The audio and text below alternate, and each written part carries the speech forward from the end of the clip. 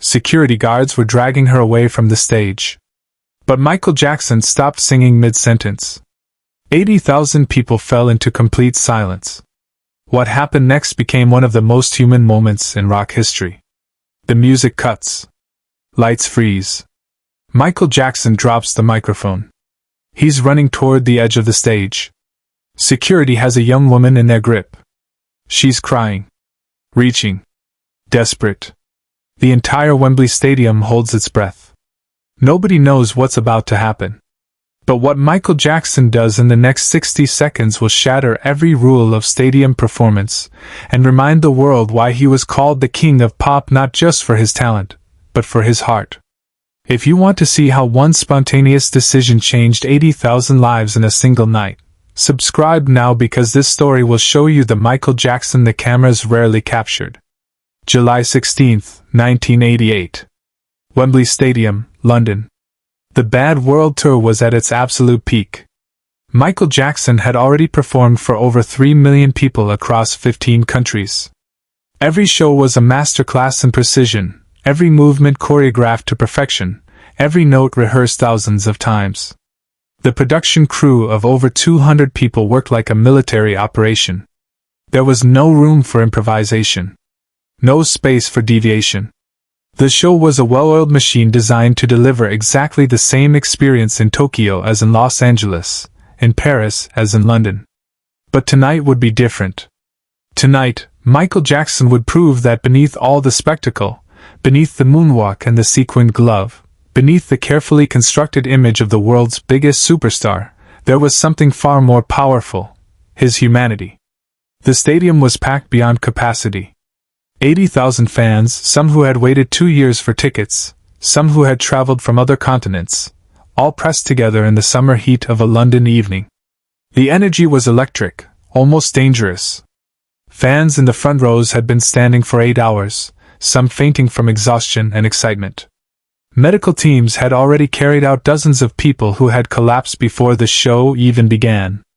Among those in the front section was Emma Williams, a 22-year-old student from Manchester.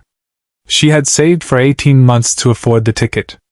Michael Jackson's music had been her companion through her mother's death from cancer 2 years earlier. During the darkest nights of grief, she would put on her headphones and listen to "Man in the Mirror" on repeat, finding in Michael's voice a strange comfort that nothing else could provide.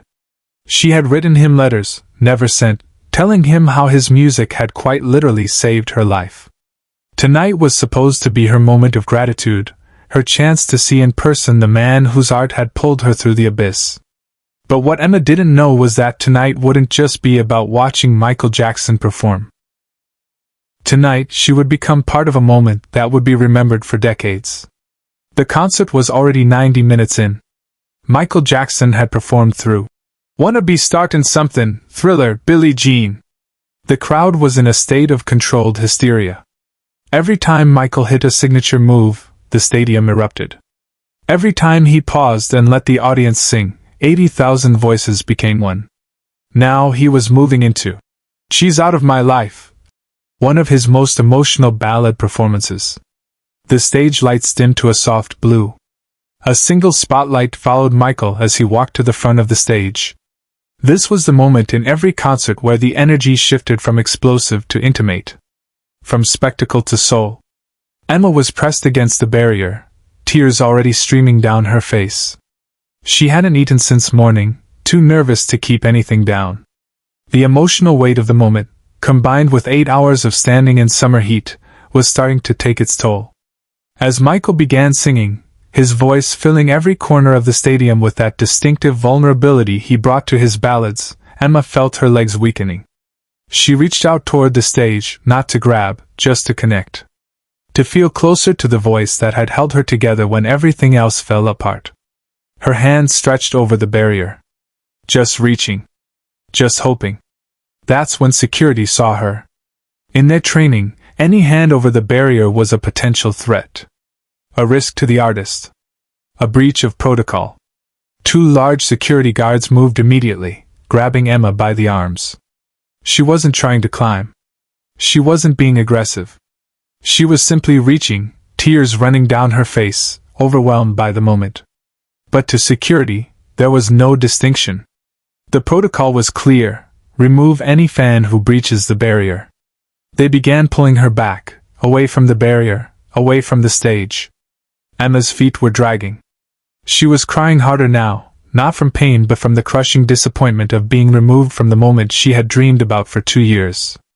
The guards were professional but firm, beginning to escort her toward the exit tunnel. Michael Jackson was in the middle of the second verse. His eyes were closed, fully immersed in the emotion of the song. He hadn't seen what was happening at the barrier. The audience near the incident was watching, some shouting, some trying to get the security's attention, but their voices were lost in the enormity of 80,000 people singing along. Then something happened that nobody expected. Michael Jackson stopped singing. Mid-word. The music was still playing, the band still performing, but Michael's voice cut off abruptly. He opened his eyes. He was looking at the barrier.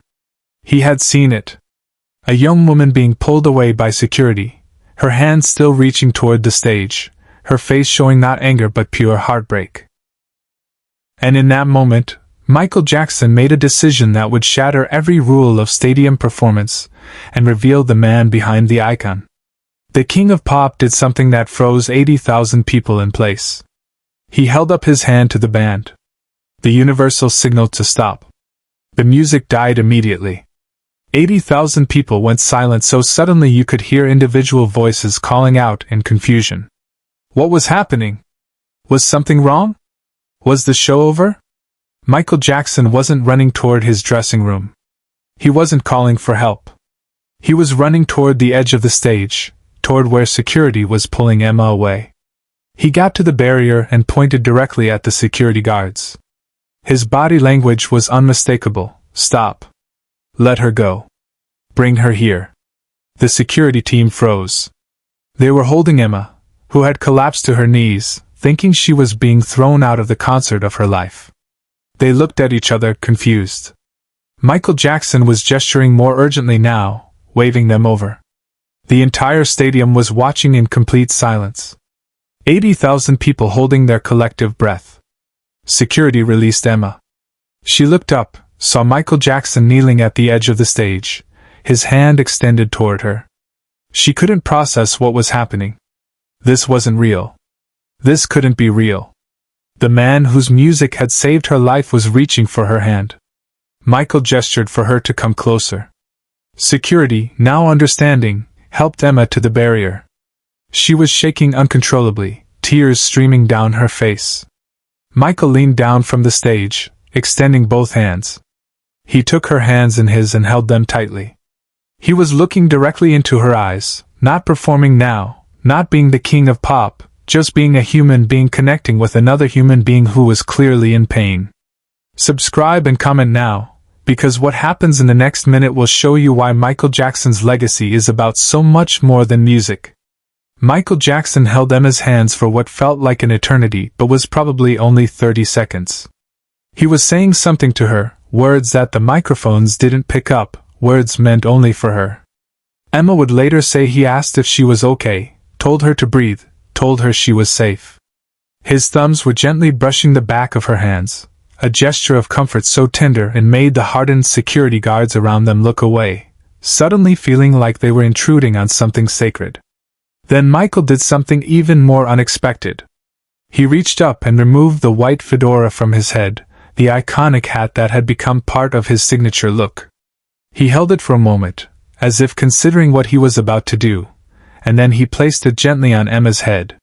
He adjusted it slightly, making sure it fit, and then he smiled at her, that shy, genuine smile that broke through the superstar persona. Emma completely broke down. She was sobbing now, her whole body shaking. Michael Jackson reached into his jacket pocket and pulled out the white handkerchief he always carried, another signature element of his performances. He handed it to her. She took it with trembling hands, holding it like it was the most precious object in the world. The stadium erupted. 80,000 people who had been holding their breath suddenly exploded into applause and screams. They had just witnessed something extraordinary.